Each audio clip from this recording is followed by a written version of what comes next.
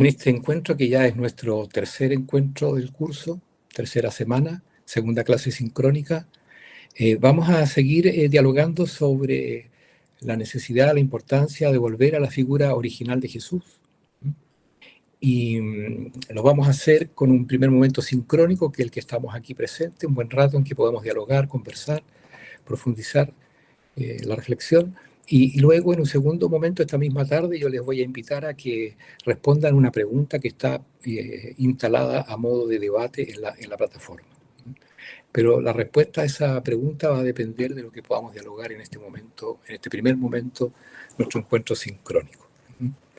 Lo primero que quiero hacer es, bueno, agradecer el trabajo, la respuesta que ustedes dieron a la lectura del texto, la clase anterior, la semana pasada, el trabajo asincrónico, en que ustedes leyeron esa reflexión sobre volver a la figura original de Jesús, recentrarse en Jesús, y luego respondieron el cuestionario.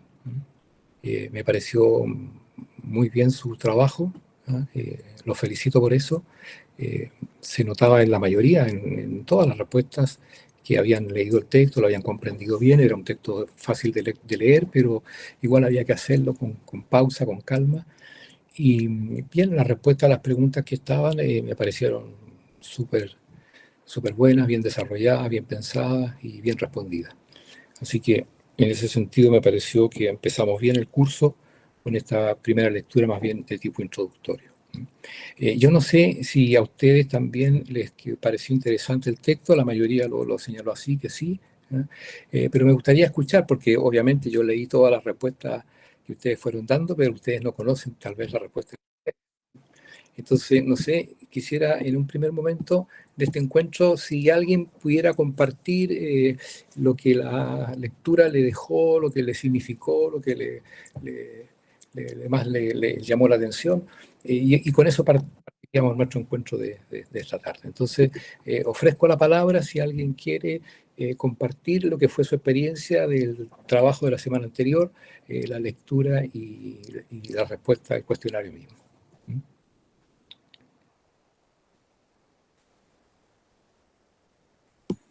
No sé si alguien se anima.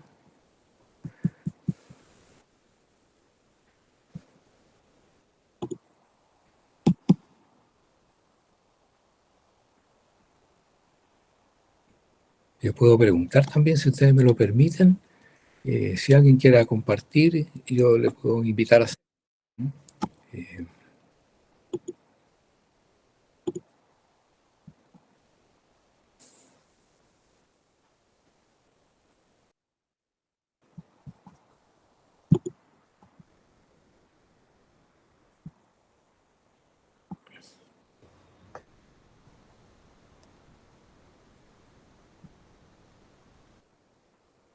Aleatoriamente le pregunto a alguien, no sé si está Estefanía Lignay.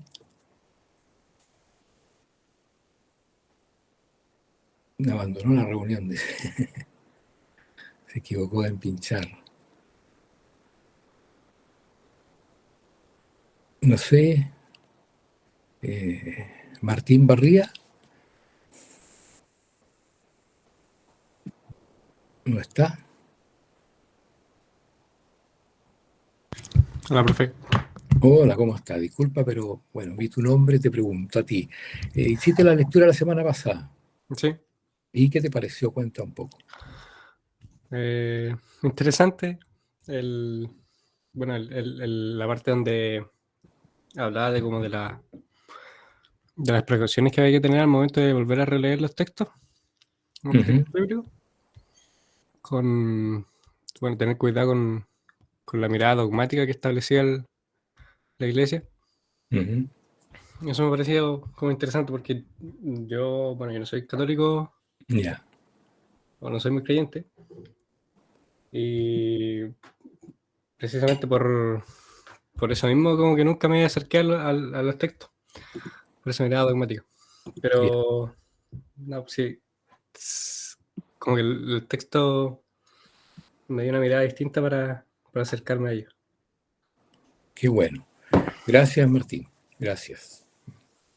Bien, había como tres estratos que despejar, ¿verdad? Según lo que decía el autor, el doctrinal, el cultural y el moral, de tipo moral, ¿no es cierto?, que muchas veces dificultan, para muchos, la mayoría de las veces dificulta un acceso directo a la persona de Jesús, tal como nos viene señalado por las fuentes mismas, que son básicamente la Sagrada Escritura, los Evangelios, el Nuevo Testamento y los Evangelios.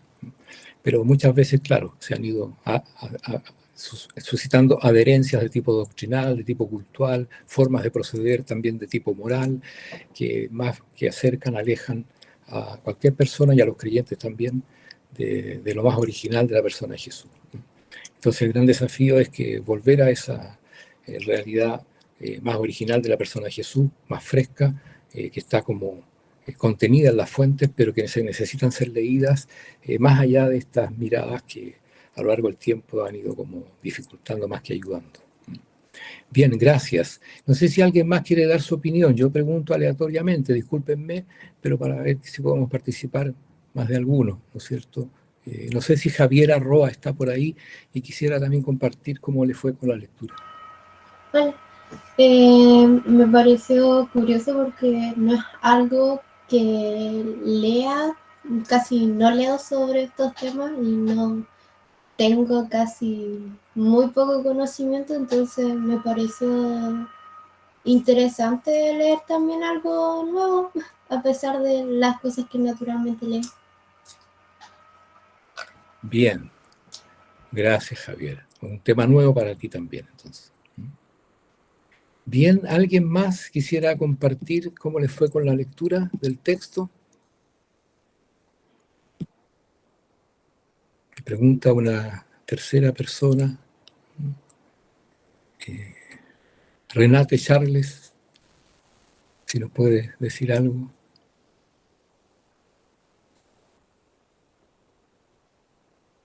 Profe, a mí me gustaría decir algo. Ya, Joaquín, sí, gracias. Bueno, me pidieron como cristiano. Bueno, el texto me pareció como un llamado a volver como a las raíces de nuestra fe, porque como que me hizo reflexionar sobre la importancia de no perder la vista o la figura arquetípica de Jesús, que bueno, a lo largo del tiempo, como distintas tradiciones o doctrinas, o también como cambios que ha hecho el hombre, como que aunque varios pueden como oscurecer quizás su verdadero mensaje, y también es un recordatorio que nuestra relación con Cristo debe ser personal y auténtica y basada en su enseñanza. Bien, sí, me parece. Gracias, Joaquín, gracias. Bien, yo percibí por la respuesta que ustedes dieron al cuestionario que la lectura había sido para la mayoría muy interesante, valiosa, que les ayudaba como a aproximarse a un tema que para algunos es más cercano, para otros es más lejano, pero igual importante, porque a Jesús podemos considerarlo, yo ya lo decía la vez anterior, un personaje de la historia, ¿no es cierto?, y de relevancia histórica que ha marcado la cultura cristiana occidental, como se dice, desde hace ya 2000 años, ¿no? Y que de alguna manera está presente muy significativamente en medio nuestro, en la vida de muchos creyentes, y también en la vida de los que no lo son, pero son parte, bueno, de una sociedad que de alguna manera se ha ido construyendo también, se ha construido hasta ahora, por lo menos al alero de la opción creyente, de la opción cristiana. Pero bueno, lo primero que tenemos que considerar es precisamente eso, que Jesús es un personaje de la historia, de la historia antigua, nos distancia de él por lo menos 2000 años, y bueno, como todo personaje histórico, nosotros respecto de él no tenemos un acceso directo, un acceso inmediato, por lo menos históricamente hablando. El creyente dirá que espiritualmente sí, tiene un acceso cercano, inmediato a la persona de Jesús, a través de los sacramentos, a través del culto, a través de la enseñanza, de la catequesis, etc. Pero para el no creyente, obviamente Jesús es un personaje del pasado, igual que todo personaje, cualquier personaje del pasado, no tenemos respecto de él, y también el creyente, no tenemos respecto de él un acceso histórico inmediato. Entonces el acceso al personaje nos viene dado más bien por huellas, signos, medios a través de los cuales la información de su vida, de su enseñanza, de su persona ha llegado hasta nosotros. Entonces ahí hay un gran desafío, como decía el texto que hemos leído, volver a las fuentes, y leer las fuentes antiguas con criterios que nos permitan reconocer la frescura o lo más original del personaje, pero también lo vamos a hacer con los condicionamientos propios de nuestro tiempo actual, como ha sucedido durante 2000 años con todas las generaciones que han leído las fuentes antes que nosotros. Y por eso decía el autor del texto que leímos que muchas veces esas lecturas que fueron en su época muy, muy importantes, muy valiosas, hoy día a veces no nos ayudan tanto, nos ayudan menos, o muchas veces señalan una cierta dificultad porque precisamente ya no son de lo nuestro, no son de nuestra época, no transmiten las inquietudes, las preocupaciones propias que nos afligen o nos preocupan hoy. Entonces, hay un esfuerzo que hacer en ese sentido de llegar hasta el personaje original, discerniendo a través de los diferentes signos o huellas de su presencia lo más original de él. Ahora, respecto de Jesús de Nazaret, la huella más evidente que tenemos de acceso a su realidad histórica es la comunidad de sus creyentes, o sea, la iglesia. Y los textos que en el contexto de la iglesia y de este movimiento de sus discípulos de la primera hora del movimiento cristiano fueron emergiendo. Y esos textos están consignados fundamentalmente en el Nuevo Testamento. Y básicamente dentro del Nuevo Testamento, los textos que remiten más directamente a la persona de Jesús son los evangelios. Y sabemos que hay cuatro evangelios, ¿no es cierto? Mateo, Marcos, Lucas y Juan.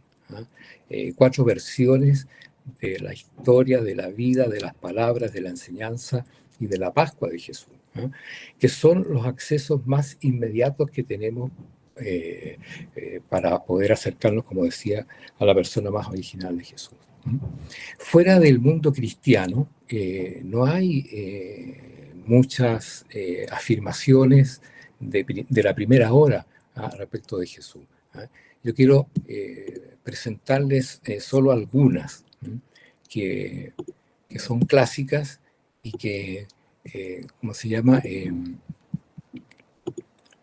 Tienen su valor y su importancia. Son muy pocas, pero son necesarias e importantes. Por ejemplo, aquí yo les pongo cuatro afirmaciones de cuatro personajes historiadores, ¿no es cierto?, de la antigüedad, que hablan de la existencia de, por lo menos, del movimiento cristiano, de los primeros cristianos, y dentro de aquello hace una mención explícita a Jesucristo como un personaje, a Jesús como un personaje histórico. No sé si pueden leer ahí, seguir en la pantalla. Flavio Josefo, un historiador judío, en el año 96 escribió: en este tiempo existió un hombre de nombre Jesús. Su conducta era buena y era considerado virtuoso. Muchos judíos y gente de otras naciones se convirtieron en discípulos suyos. Los convertidos en sus discípulos no lo abandonaron. Relataron que se les había aparecido 3 días después de su crucifixión y que estaba vivo. Según esto, fue quizás el Mesías de quien los profetas habían contado maravillas. En su obra Las Antigüedades Judías, Flavio Josefo entonces hace mención de los cristianos que siguen y viven en torno a este personaje Jesús, al que consideran Dios. Después, Plinio el joven, gobernador de Bitinia actual, informa en el año 112, informa al emperador Trajano que los cristianos suelen reunirse en un día fijo antes del alba y cantar a coros, alternando un himno a Cristo como a Dios. Esa es otra alusión en la historia antigua a Jesús como un personaje de la historia. Tácito, historiador romano, el año 116, escribió en sus anales que los cristianos tomaban su nombre de Cristo, que había sido ejecutado en el reino de Tiberio por el procurador Poncio Pilato. Y luego Suetonio, historiador romano, por el año 120, escribió: Claudio, el emperador, expulsó de Roma a los judíos que provocaban alborotos continuamente a instigación de Cristo. Entonces el año 96, el año 112, el año 116, el año 120, hay informaciones no cristianas, por decirlo así, no de fuentes cristianas, sobre la persona, la existencia, la vida de un tal Cristo, en torno al cual se ha generado un movimiento, un grupo de seguidores que lo recuerda y que no solo lo recuerda, sino que lo reconoce como un verdadero Dios. Son pocas alusiones históricas, no hay más, ¿no? Pero suficientes como para descubrir que Jesús es un personaje que ha existido en la historia, ¿no? Y del cual tienen, ¿cómo se llama?, noción un grupo de seguidores suyos que lo reconoce y lo confiesa como Dios y Señor. Entonces, son testimonios no cristianos que nos ayudan a acercarnos a Jesús como figura de la historia. Pero como les decía, las fuentes que más conocemos, más cercanas, que nos permiten un acercamiento más directo a la persona de Jesús son las fuentes cristianas, ¿no?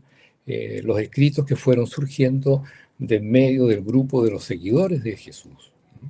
Y en esas fuentes cristianas hay que hacer también un esfuerzo de interpretación de los textos, ¿no?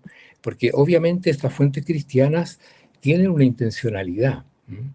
Tienen una intencionalidad de confesar la fe en Jesús como Dios, ¿no? Y esto básicamente luego de la resurrección, ¿no? Entonces, desde allí, los discípulos empiezan a contar lo que ellos experimentaron, lo que escucharon, lo que vieron, lo que compartieron con Jesús, pero marcados precisamente por esa experiencia de que luego de que fue condenado y muerto en la cruz, han estado con él, lo han visto, han compartido, se les ha aparecido, y eso les ha transformado su vida entera. Entonces, de esa experiencia vuelven a contar a la historia, a la vida, las enseñanzas que recuerdan de este Jesús con el cual compartieron poco tiempo antes. Entonces, para nosotros, las fuentes más cercanas, por decir así, y las únicas que tenemos en definitiva, aparte de estas 4 afirmaciones de autores no cristianos, son afirmaciones de autores cristianos que están contenidas en el Nuevo Testamento. Los Evangelios y el Nuevo Testamento son el medio que tenemos como para acceder a la persona misma de Jesús. Ahora tenemos que leer esa fuente y leerlas también interpretando aquello que los discípulos han querido transmitir, ¿ah? Porque en lo que han transmitido hay una intencionalidad de fe, pero basada también en acontecimientos de la vida que ellos mismos experimentaron y de la historia misma de Jesús que vieron, aunque, claro, marcadas por la experiencia propia de la resurrección.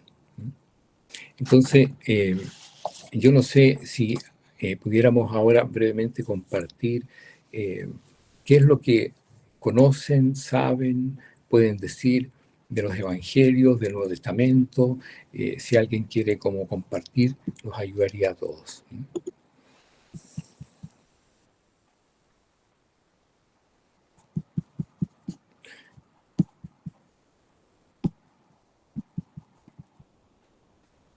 ¿Alguien ha leído alguna vez textos del Nuevo Testamento, de los Evangelios? Si pudiera compartir.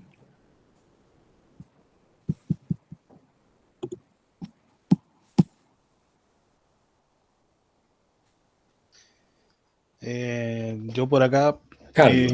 he leído parte de algunos textos como Génesis, San Marcos, San Mateo y varios otros, pero lo que más destaco es el compromiso y el trato de Dios hacia la humanidad, hacia el hombre. ¿Ya? Y las veces que intentó establecer una relación y nunca de esas veces logró tener un 100% de resultado. Y la misión y que también quedó en nosotros de proteger su creación y parte de lo que dejó en este mundo, tanto la naturaleza, los animales, la flora y fauna, todo. Y eso igual como que lo recalco y se me mantiene en la cabeza de que nosotros tenemos una misión y hasta el momento estamos totalmente desviados de en sí de lo que corresponde. Ya. Ya, mira, Carlos, el primer libro que nombraste, el Génesis, es un libro del Antiguo Testamento, ¿ah? Y como tú bien sabes, habla de la creación, ¿ah? Y expresa todo eso que tú señalaste, Sí. ¿ah? Pero por ejemplo, cuando empezamos con Juan, que ya son libros pertenecientes al Segundo Testamento, al Nuevo Testamento, Sí, ahí también se habla de la venida del Señor, de cuando se transforma en carne y prácticamente toma el cuerpo de Jesús como propio para poder interactuar con nosotros, prácticamente. sí, Y ahí también se vuelve a recalcar todas las promesas y los tratos, bueno, o sea, los pactos, se puede decir, mejor dicho, que se establecieron en los primeros testamentos. sí, Entonces, como que se vuelven a renovar y comenzamos todos de nuevo desde un nuevo ciclo. sí. No, por eso tienes razón. Ahora, son los textos del Nuevo Testamento, especialmente los Evangelios, como decía, lo que nos hablan directamente de la persona de Jesús, ¿ah? Y en Jesús los cristianos ven eso que tú señalaste, ¿ah? Ven al Hijo de Dios hecho hombre, ¿ah? En quien se hace presente el mismo creador del mundo, ¿ah? Para recrear, para renovar, para transformar todas las cosas, ¿ah? Ahora, esa ya es una confesión de fe de los discípulos de Jesús, por ejemplo, en este caso podríamos decir Juan, ¿ah? O quien escribió, o quienes escribieron el Evangelio de Juan, que transmiten, ¿no es cierto?, su comprensión de fe, ¿ah?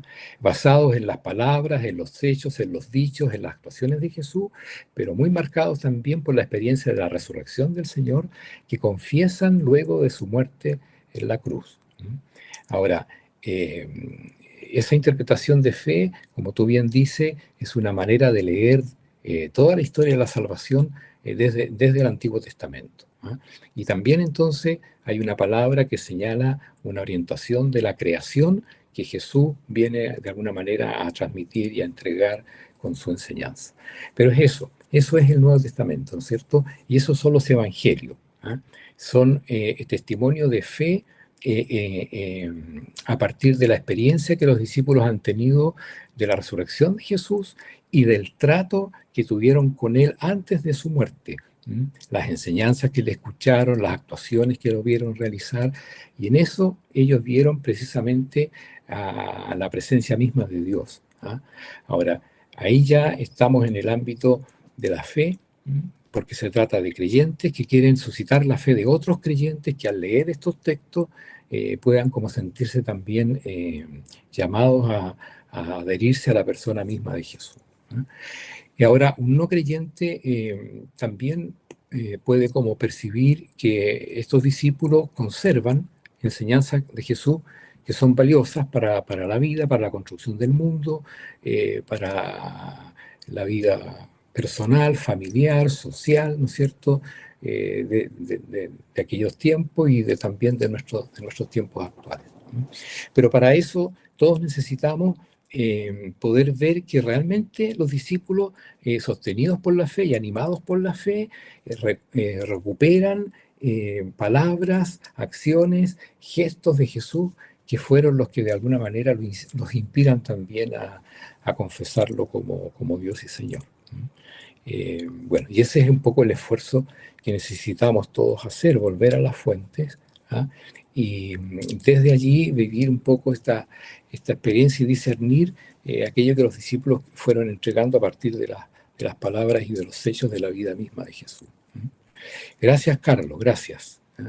Y no sé si alguien más quiera compartir un poco lo que ha podido tener como experiencia de encuentro con las fuentes bíblicas, con los textos bíblicos, con la lectura del Nuevo Testamento, de los Evangelios. No sé, si alguien quisiera también como Carlos compartir algo.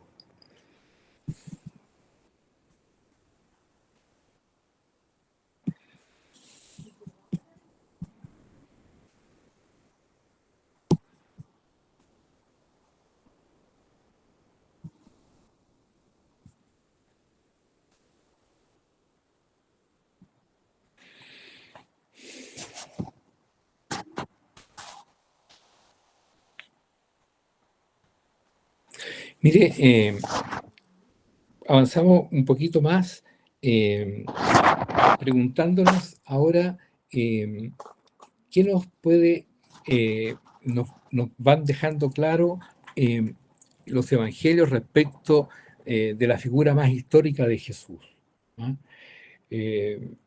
Primero que Jesús fue un judío del siglo I que vivió en Palestina, ¿no? En la provincia de Galilea, por decir así, al norte del país, ¿no? Su vida se desenvolvió en torno a Nazaret, Cafarnaúm, ¿no?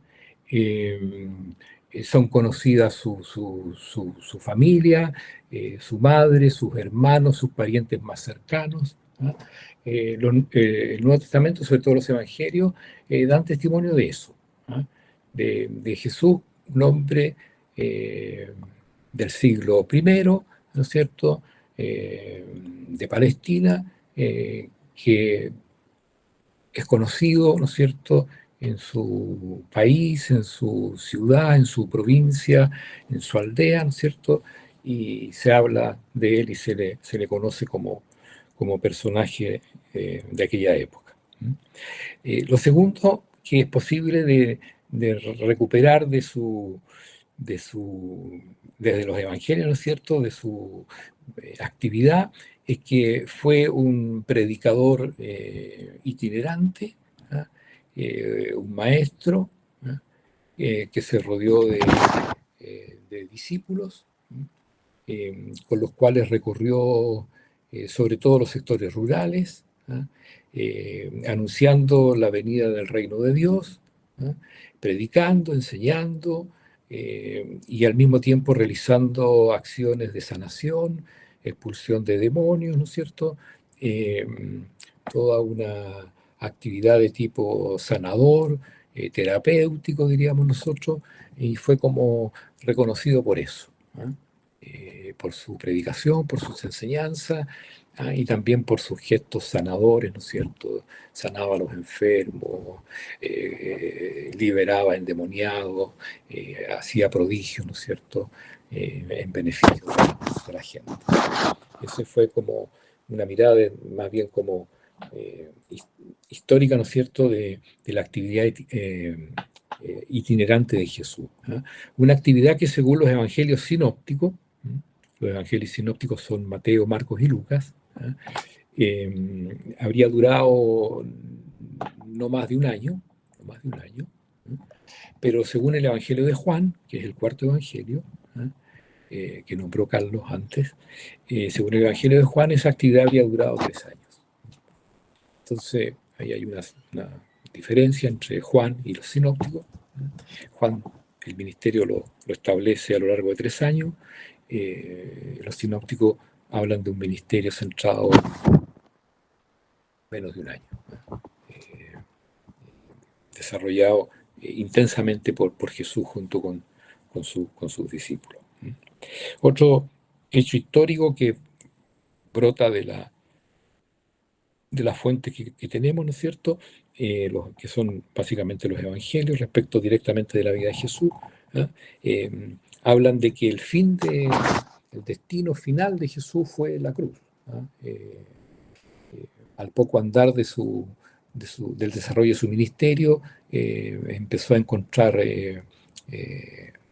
contradicciones, rechazo, no aceptación de su enseñanza, hasta persecución, etc., de parte de las autoridades romanas de la época, ¿no es cierto?, que estaban dominando Palestina en aquel tiempo, y de parte de las actividades de las autoridades religiosas, ¿no?, del judaísmo de aquella época y de aquella región, ¿no?, que, bueno, vieron que la enseñanza de Jesús era una enseñanza que bueno, salía de los moldes establecidos, era media peligrosa, bueno, generaba dificultades, seguía generando un movimiento en torno a él. Bien, entonces fue de a poco perseguido y finalmente termina su vida en la cruz, ¿no? Muere en la cruz, crucificado en Jerusalén, afuera de la ciudad, ¿cierto?, en un día de la celebración de la Pascua, allá por el año 30, más o menos, del siglo I.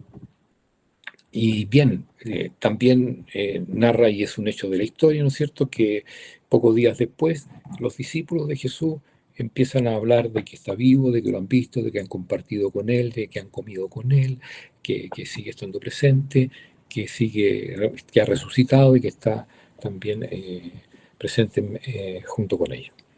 Bueno, ese es un poco los datos que se pueden como entresacar del testimonio de los evangelios respecto de la historia misma de Jesús, ¿ah? Su origen en Nazaret, su ministerio itinerante por Galilea especialmente, también va a Jerusalén, y en Jerusalén finalmente es muerto en la cruz, ¿no? Ese es como los datos básicos, ¿no es cierto?, del acontecimiento histórico de Jesús.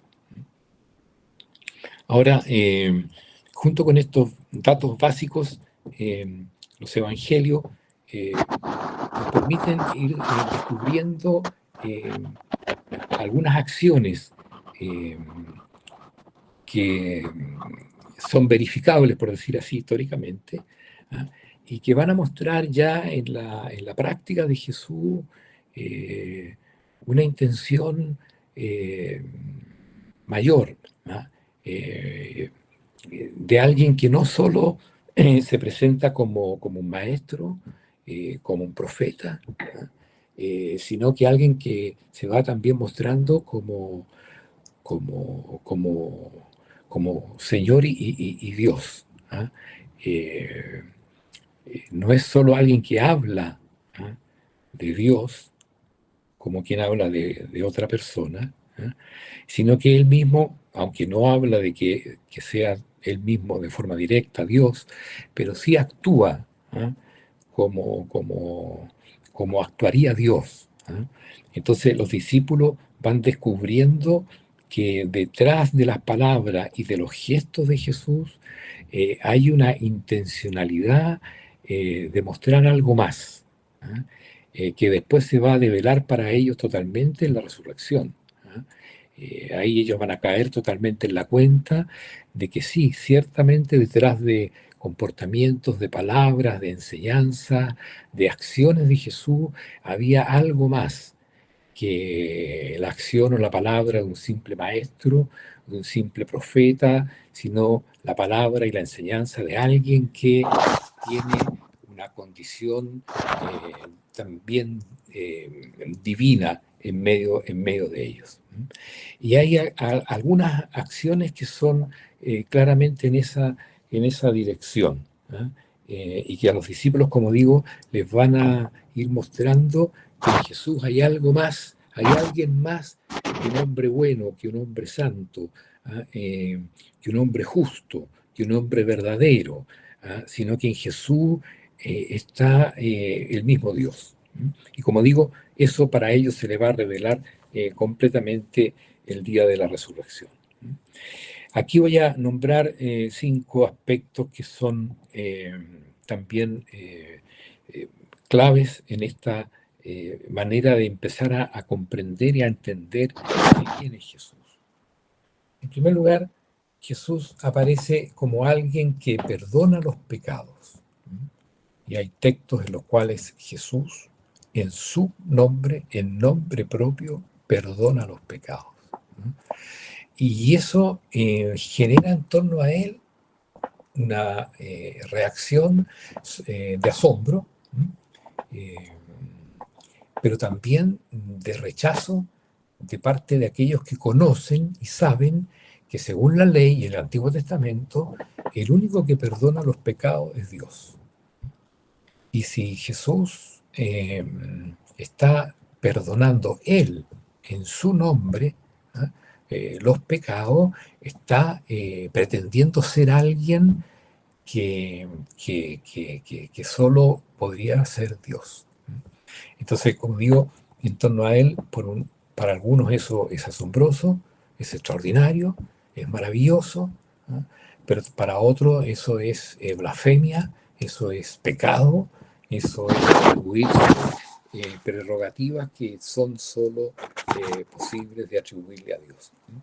Entonces, un primer hecho de la vida de Jesús, de la enseñanza de Jesús, de la actuación de Jesús, que llama la atención y que sorprende y que a los discípulos les va a mostrar que Jesús es alguien más que un hombre verdadero, es que Él es alguien que perdona los pecados, alguien que se presenta así, como el que perdona los pecados. Vete, tus pecados te son perdonados, dice más de alguna vez Jesús a muchos de los que se les han acercado.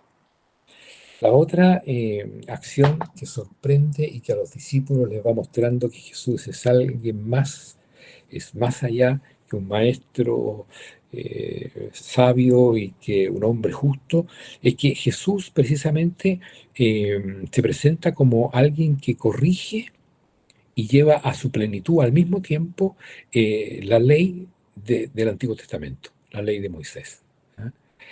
Y no solo alguien que corrige la ley de Moisés, que pide su cumplimiento absoluto, sino que señala también cuál es el verdadero sentido de la ley. Y junto con eso, también es aquel que muestra cuál es el verdadero sentido del templo, ¿no? Los dos espacios o lugares o momentos o acciones más sagradas del judaísmo de la época de Jesús es la ley de Moisés y el templo, ¿no? Y Jesús se arroga una autoridad por encima de la ley y por encima del templo, ¿no? No para abolir la ley ni para abolir el templo, sino para llevar la ley y el templo a su más verdadera significación, ¿no? Entonces, esta actitud de Jesús respecto de la ley y respecto del templo va a mostrar a su contemporáneo que hay en él algo más o alguien más que un simple profeta, ¿no? Él no habla en nombre de otro, ¿no? Sino que habla en nombre propio, invitando precisamente a cumplir a plenitud la ley, ¿no? Y en definitiva él se va a presentar como esa plenitud de esa ley y como el templo verdadero. Entonces ahí hay un segundo elemento desde la historia misma de Jesús que muestra que esa historia no se agota ni se cierra en la existencia de un hombre sabio, de un hombre justo, de un profeta, sino que, y los discípulos lo captan, insisto, luego de la resurrección con la mayor claridad de que en Jesús hay la pretensión, en el buen sentido de la palabra pretensión, pretende ser alguien más que un profeta, un maestro, sino ser Dios mismo. Una tercera enseñanza o acción de Jesús que va a mostrar el carácter divino de su persona y que los discípulos son los que reconocen eso con la luz de la resurrección y nos transmiten a nosotros esa condición divina de Jesús, es que Él llama a sus discípulos precisamente a un seguimiento absoluto e incondicional respecto a su persona. Y en eso con una radicalidad sorprendente. Jesús invita a los discípulos a tomar la cruz y seguirlo, a dejarlo todo y seguirlo, a seguirlo con absoluta decisión y determinación por donde Él los invita a ir. Y esa es la experiencia de los discípulos desde el primer día que se encontraron con Jesús, ¿no? De esa provocación, esa llamada, esa invitación de Jesús a que dejen sus redes, a que dejen su labor, a que dejen su vida, por decir así, y lo sigan como discípulos por el camino del anuncio del reino de Dios, ¿no? Entonces, hay ahí como una tercera señal, signo de que Jesús está llamando a adherirse a Él, a su persona, no a una enseñanza, no a una doctrina, no a un proyecto, no a una actividad, sino a su persona, de la cual deriva todo lo demás.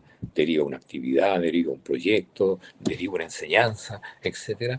Pero lo fundamental está en una aceptación de su amistad, de su persona como centro y fundamento de la vida. Y esa va a ser la experiencia que los discípulos van a vivir de manera radical, absolutamente, después de la resurrección de Jesús, ¿eh?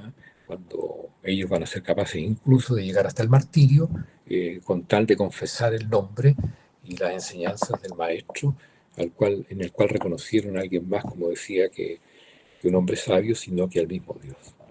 Jesús, entonces, una tercera señal de su condición divina, por decir así, llama al seguimiento absoluto a su persona, a los discípulos que convoca.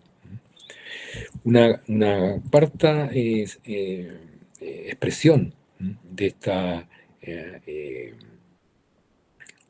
condición de Jesús como verdadero Dios, ¿no? Y Señor, que los discípulos reconocen, es la forma en que Jesús reza, la forma en que Jesús habla con Dios, la forma como Jesús se dirige al Dios creador y al Dios eterno, al cual llama papá. Papá. Los judíos, ustedes saben, en la época de Jesús no nombraban a Dios, ¿no? Ni siquiera usaban la palabra Dios, ¿no? Por respeto, por valoración de la trascendencia, del poderío, de la gloria que le corresponde a Dios. Entonces ni siquiera usaban la palabra Dios porque era una forma de vincularse como casi de un igual a igual, ¿ah? Era como una acción de deshonra, nombrar a Dios, ¿eh? Y sin embargo, más allá de eso, Jesús no solo nombra a Dios, sino que lo llama papá, ¿eh? Como un niño llama en la familia, ¿no es cierto?, a su padre, con esa cercanía, con esa confianza, con esa intimidad. Y Jesús usa la palabra papá, Abba, que en arameo significa papá, y es parte de la experiencia familiar de una familia judía de la época de Jesús. Entonces, en esa familiaridad, Jesús se dirige a Dios. Bueno, eso llama también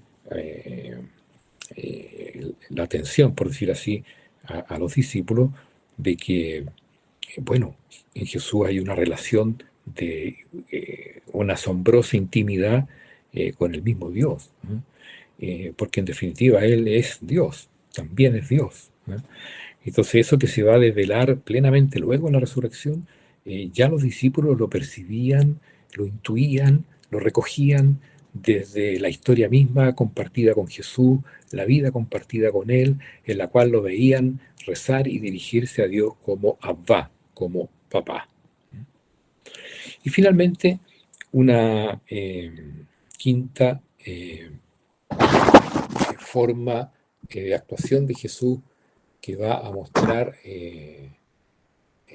a los discípulos que en Jesús hay algo más que simplemente un ser humano valioso, un ser humano justo, un ser humano sabio, sino que en Jesús está el mismo Dios, es precisamente la forma en que Jesús les transmite a ellos el sentido de su propia muerte. Hay muchos momentos en los cuales Jesús le anticipa a los discípulos que su muerte es una muerte de entrega y de servicio a Dios y a los hermanos, ¿no? Que Jesús en Jerusalén y en la cruz va a entregar su vida para la salvación del mundo, ¿no? Que su muerte no va a ser simplemente una situación trágica de la historia de un profeta perseguido, como fue siempre la historia trágica de los profetas del Antiguo Testamento, sino que esa muerte suya será una muerte de salvación, una muerte de redención, una muerte para la vida de todos, de la humanidad entera. Bueno, esa manera de entender su propia muerte como un entregarse, como un servir, como un darse para que otros vivan, es lo que va también a mostrarle a los discípulos que Jesús no es simplemente un profeta que muere, sino que es Dios mismo que se entrega y ofrece la vida para sus... Entonces, bueno, aquí hay 5 acciones de Jesús, de la vida histórica de Jesús, que a los discípulos, junto con la resurrección, le van a mostrar y le van a señalar que Jesús es Dios, y entonces eso es lo que van a transmitir a través de la vida de la comunidad, a través del culto, a través de los escritos, a través de la predicación, a través de la misión, a través de la enseñanza, a través de la catequesis, y es lo que llega hasta nosotros, hasta los días de hoy. Y el Nuevo Testamento recoge eso. El Nuevo Testamento y los Evangelios son los textos que contienen esa fe. Y a nosotros nos llega información de Jesús a través de esos textos.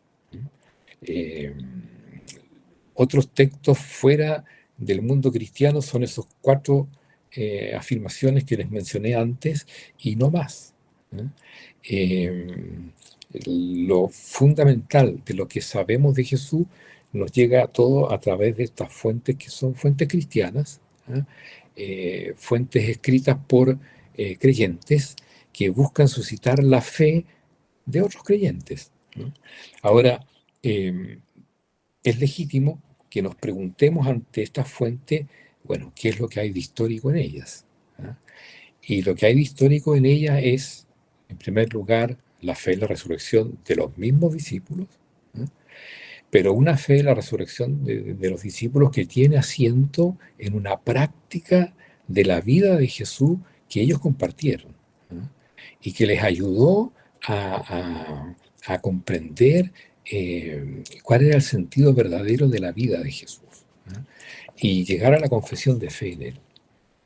Ahora, queda el testimonio abierto a la acogida que en toda época y también en nuestra época actual se pueda ir haciendo de estos textos, y de esta confesión de fe que contienen. Para el creyente, bien, basa su fe en la fe de aquellos que se la transmiten. Para el no creyente será importante percibir que la fe de los creyentes tiene asidero histórico, supone sí algo más que el simple asidero histórico, pero tiene también una razonabilidad, una racionalidad histórica que hace que creer no sea irracional, sino que sea también algo que se ajusta a la realidad.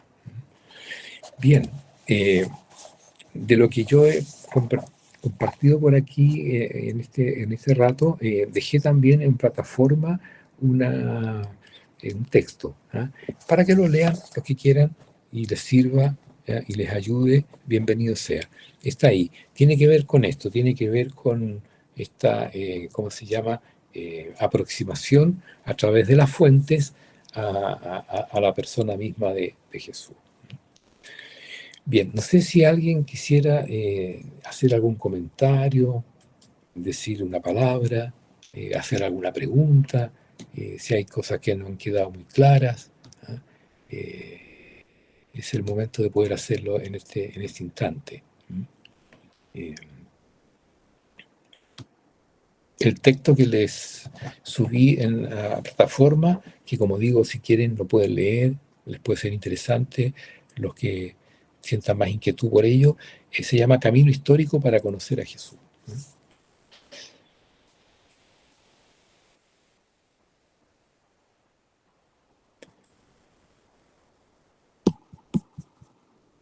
No sé si alguien quiere hacer algún comentario, hacer alguna pregunta.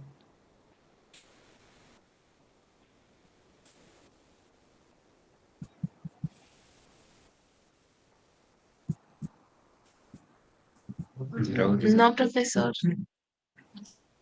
Tú no, Carolina, pero alguien, no sé si alguien más podría hacer. Tendría alguna duda, alguna pregunta.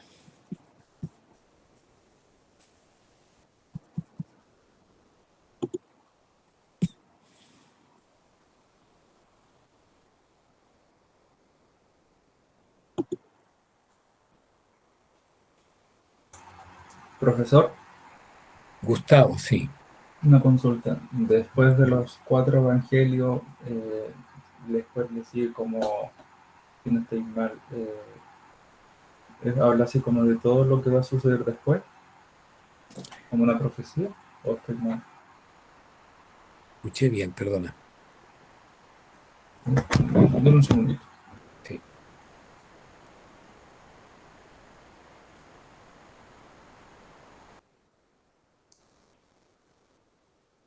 Tenías problema con tu micrófono, parece. Sí, tengo problema con el micrófono. Pero Mi ahora se escucha mejor. consulta- Sí, ahí pude arreglarlo. Después de los 4 evangelios, le sigue, ¿qué otro libro? No el libro, sí, sí, libro sería. O sea, Dentro del el Nuevo Nuevo Testamento está compuesto de 27 libros. ¿Ah? 27 libros. 27 libros que hablan sobre todo de la vida de los primeros cristianos, por decir así. Mm, El libro de los Hechos de los Apóstoles, las cartas de San Pablo, alguna carta de Pedro, de Juan, Santiago, la carta a los Hebreos y el libro del Apocalipsis. eh, la carta a Judas también. ¿Ah? Son 27 libros, ¿sí? Y se refieren sobre todo a la vida de las comunidades cristianas del primer siglo, en el fondo. ¿Sí? Todo el Nuevo Testamento refiere a la actividad y a la vida de los primeros cristianos eh, eh, luego de los acontecimientos de la Pascua de Jesús por el año 30, 40, 50, hasta el año 100, ¿ah? Más o menos, ¿no es cierto? Entonces, muestran el primer comienzo, el primer desarrollo de la iglesia cristiana, en definitiva. ¿Ah? Y contienen como eh, núcleo, corazón, impulso, por decir así, de ese desarrollo los 4 evangelios. Los 4 evangelios. Esa es más o menos la estructura del Nuevo Testamento. Pero básicamente el Nuevo Testamento es una transmisión de fe de la vida de las primeras comunidades cristianas que son paradigmáticas, señeras para la vida del cristianismo y de la iglesia de toda época. De toda época. Entonces no hablan solo del futuro, hablan también del presente. Y hunden la reflexión creyente de ese presente y de ese futuro en el pasado, por decir así, entre comillas, en el pasado de la historia y de la Pascua de Jesús. Gracias, Gustavo, por tu pregunta. Sí, no sé si gracias. era por ahí donde iba la cosa. Sí, sí, sí. Ese era mi, como cuántos libros ya, cuánto nos conformamos. Mm. Gracias. No sé si alguien más quisiera preguntar algo.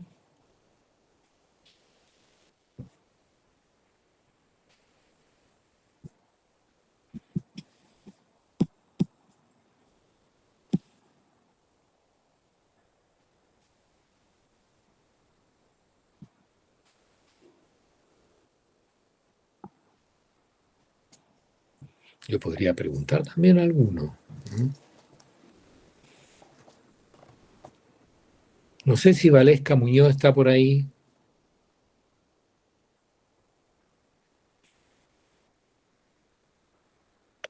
Sí, dígame. No sé, Valesca, ¿tienes alguna opinión? ¿Escuchaste lo que conversaba? No sé si tienes alguna pregunta. No se escuché y eh, como le dije la primera vez, igual me parece, o sea, interesante todo el tema, el texto que leí también me pareció interesante y eso me parece que el texto da como para esto que hicimos mm, como de dialogar críticamente respecto de, mm, como de Jesús y también enriquece esta como experiencia espiritual para los que somos creyentes. Sí, sí. Fíjate que tú usaste una palabra que es súper clave ahí, esto de dialogar críticamente o investigar críticamente o preguntarse críticamente. Yo creo que es súper necesario. ¿Ah? Es Sí. súper necesario siempre, ante toda cosa, ¿ah? Pero también ante la historia, la vida y la fe que se pueda tener o podamos tener respecto de Jesús. ¿Ah? ¿De dónde viene? ¿De dónde nace esto? ¿Por qué razón se da así? ¿Ah? ¿En qué consiste? ¿Qué significa? Bueno, eso es bien ¿ah? ¿Ah? Que el creyente y el no creyente también ¿ah? Se pregunten en ese sentido. Porque así se profundiza, así se aprende, ¿ah? Así se va más hacia la fuente, ¿ah? Eh, y eso es sano. ¿no? Eso es sano en todo frente, y también el frente del creer o de la fe y del conocimiento de Jesús como personaje de la historia y también como confesado, como Señor y como Dios. Gracias. Profesor, aprovecho de comentarle algo que no tiene mucha relación con lo que estábamos hablando, pero es que una compañera me comentó que se le apagó el computador y luego después no pudo volver a entrar. No sé, pero aquí no hay nadie pidiendo nada. He Ah, ya. estado haciendo entrar a todo el que pide. Bueno, gracias. Ya, bueno. ¿Y alguien más todavía que pueda preguntar? A ver, no sé, de lo que hemos conversado, ¿qué le parece? ¿Está de acuerdo? ¿No está de acuerdo? ¿Tiene dudas? ¿Tiene preguntas? ¿Confusiones? ¿No quedó claro? ¿Necesita más luces? No sé. ¿Ah? Eh,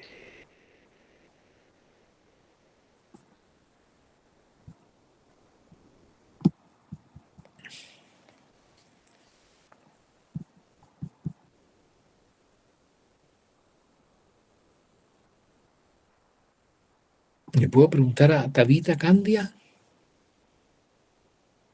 No sé si estará.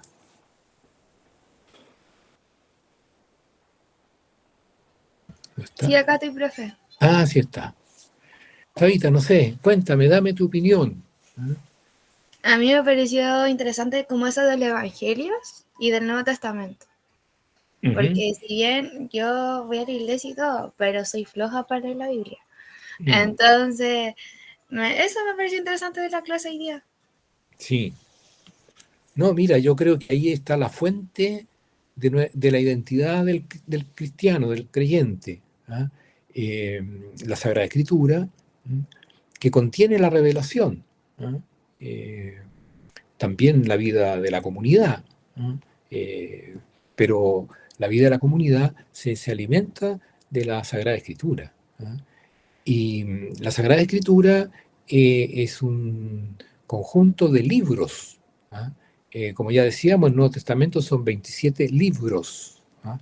Y libros significa que han sido escritos por personas, por escritores, ¿ah? Inspirados, decimos desde el ámbito de la fe, pero escritores humanos. ¿Ah? Y en el caso del Nuevo Testamento, han sido escritos por varios escritores. ¿Ah? Un mismo texto. ¿Ah?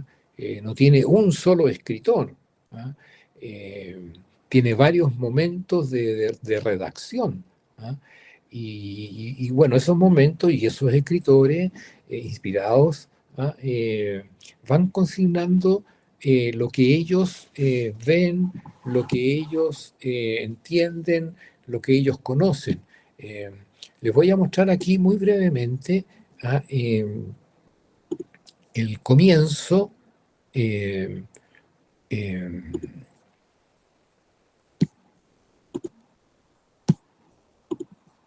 El comienzo del Evangelio de Lucas y el final del Evangelio de Juan.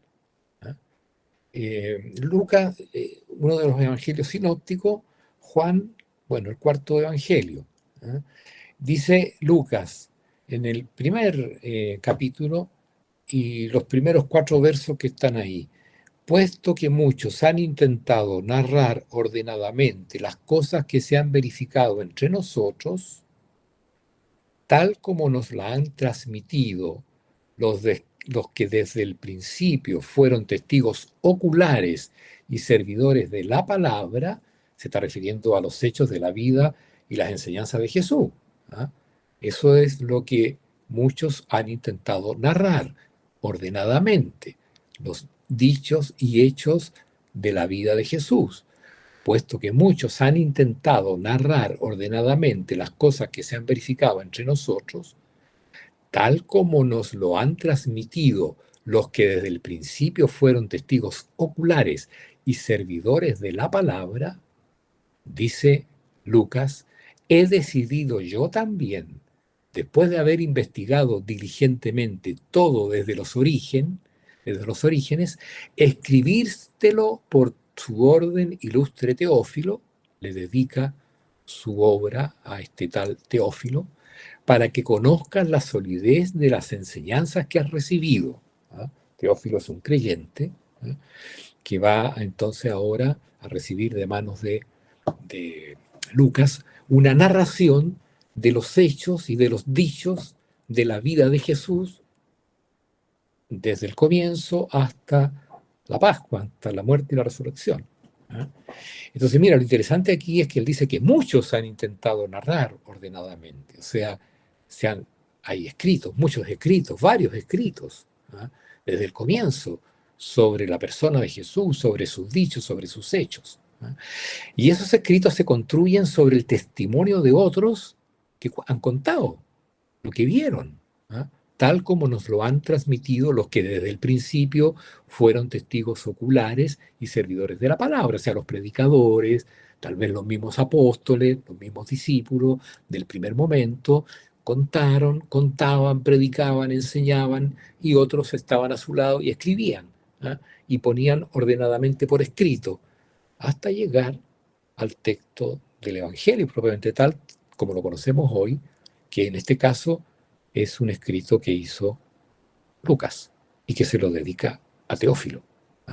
Entonces, en el fondo son escritores, y detrás de estos escritores hay testigos, y el escritor ha investigado, ha tomado notas, ha hecho apuntes, ha hecho una redacción de todo lo que ha ido recibiendo como testimonios, y resulta el Evangelio que conocemos hoy.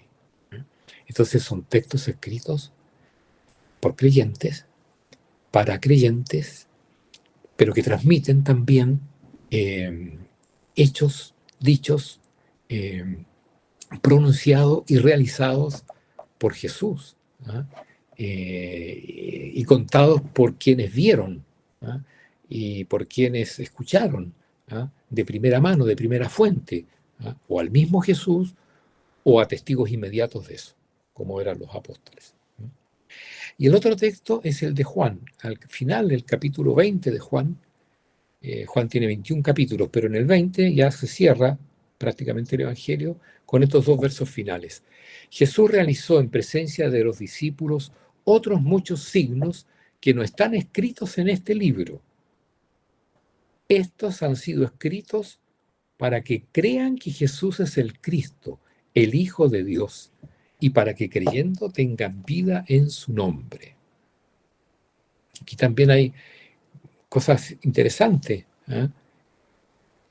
el evangelista, el escritor del Evangelio o los escritores del Evangelio seleccionaron.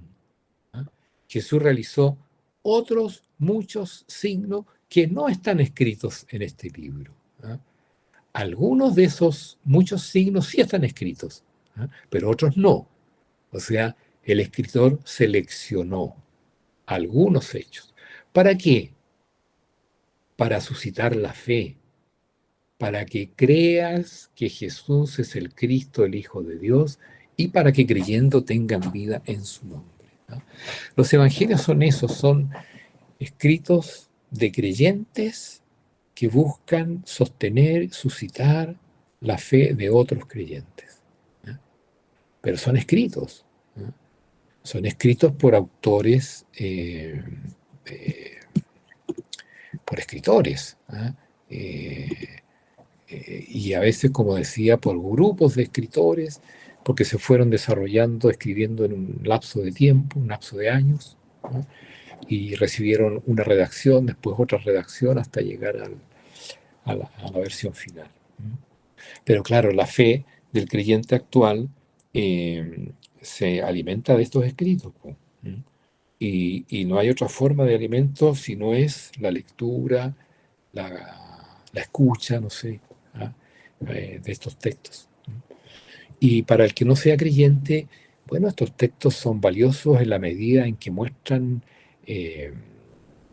un momento histórico bien fundamental, la fe de un grupo de personas, ¿no es cierto?, de creyentes, y detrás de esa fe se pueden vislumbrar palabras y dichos auténticos que explican esa fe y que fundamentan esa fe. Claro, con la ayuda de la luz que permite una penetración más profunda de la misma resurrección de Jesús.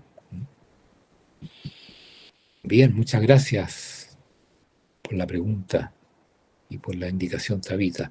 A ver, hagamos una última todavía pregunta, si alguien quiera, desde su propia inquietud, dudas o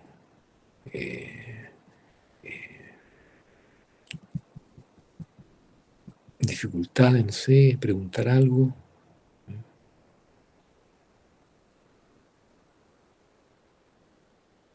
Carlos Mora, no sé si estarás por ahí, y no sé si te había preguntado ya. O sea, hablé algo, pero no es que haya respondido una pregunta directa. Ah, ya. Ya hablaste ya. ¿Y no tienes alguna inquietud en especial? Más que nada sobre...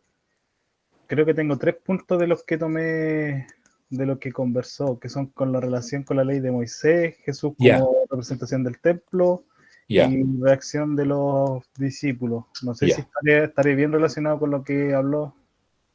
O Sí, me no, yo mencioné eso.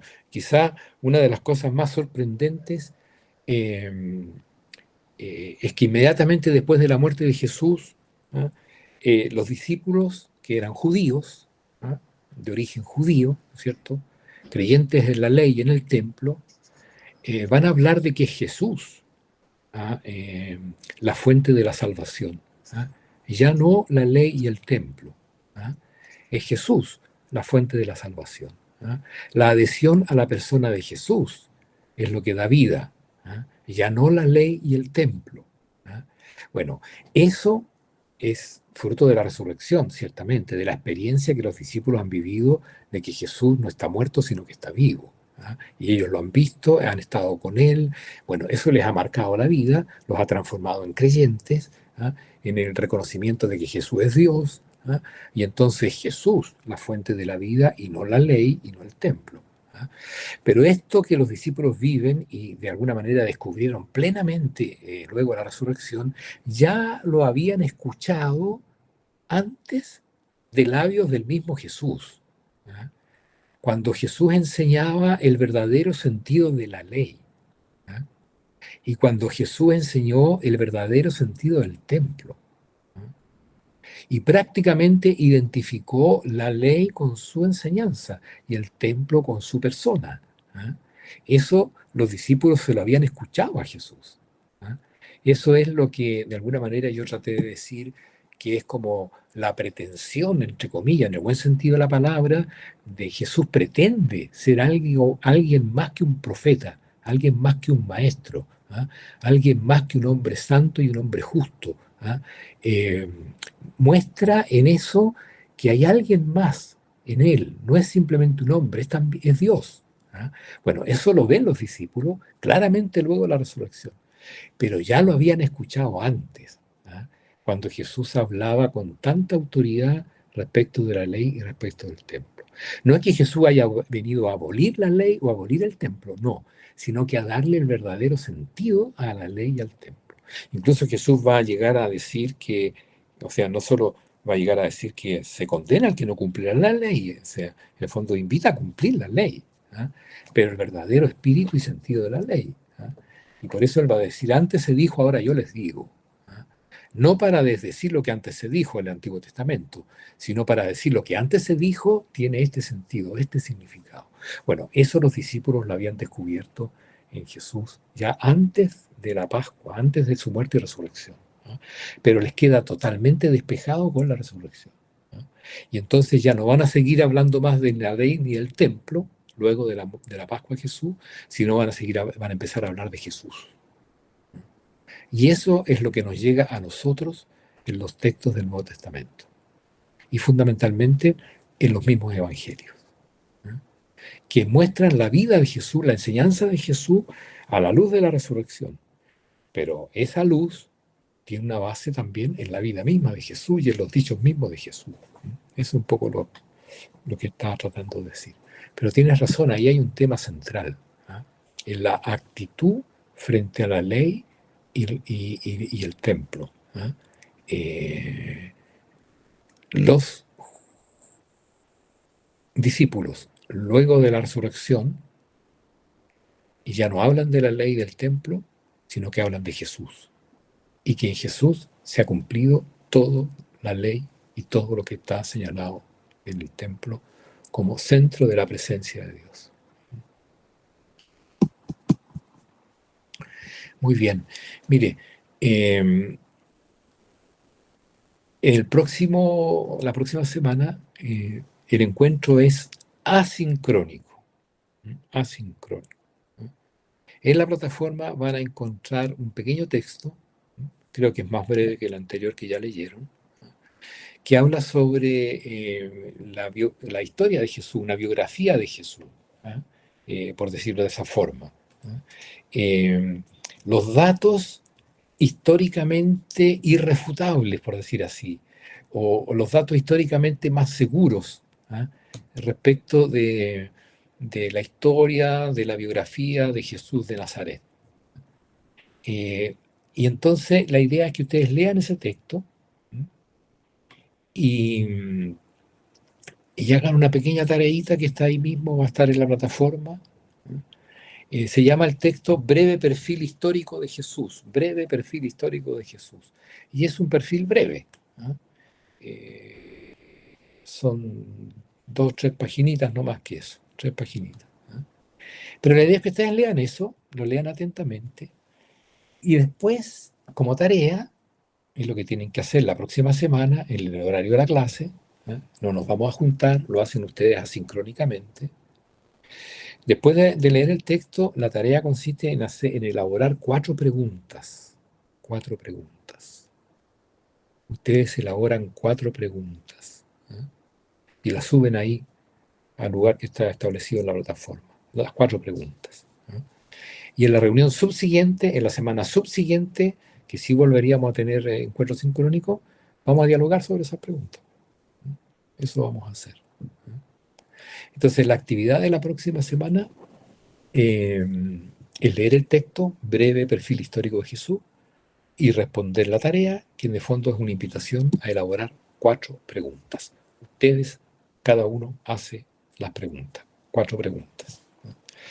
Esa es la actividad de la próxima semana. Yo el lunes, en la mañana, voy a abrir la 4ª semana, donde está el texto y está la tarea. Y ahora, yo les invito a que una vez que cerremos acá, Ustedes vayan a la plataforma y respondan la pregunta que está ahí. Ahí, a modo de debate 1, hay una pregunta. Ustedes tienen que responder esa pregunta.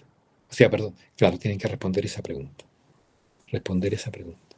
La pregunta dice, ¿qué me pareció más significativo del diálogo tenido en clase acerca de la figura original de Jesús? ¿Por qué? ¿Qué me pareció más significativo del diálogo tenido en clase acerca de la figura original de Jesús? ¿Por qué? La respuesta a esa pregunta tiene también una evaluación, como los debates, el 10% de la nota del curso, de aquí al domingo. Tienen que haber respondido esa pregunta. ¿Qué me pareció más significativo del diálogo tenido en clase acerca de la figura original de Jesús? ¿Por qué?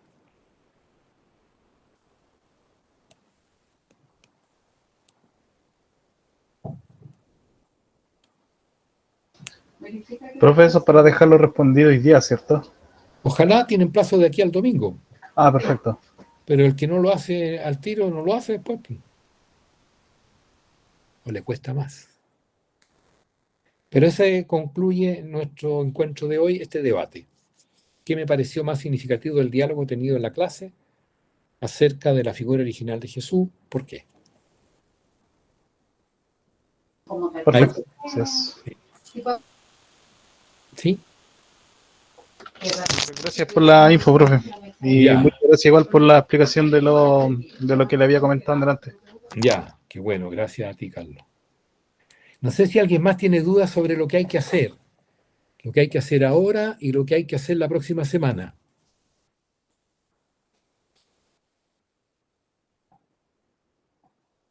Si aclaramos todas las dudas, nos vamos con más seguridad. ¿No? ¿No hay otra duda?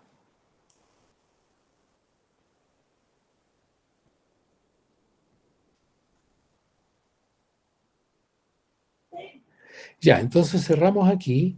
Ha sido un gusto. Nos vemos en 2 semanas más. ¿Ah?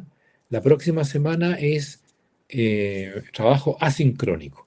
Nosotros volvemos a encontrarnos en 2 semanas más. ¿Les parece? Ahí en la guía de aprendizaje está bien señalado lo que es sincrónico y lo que es asincrónico. Ya. Gracias, profe. Un gusto entonces, que les vaya bien.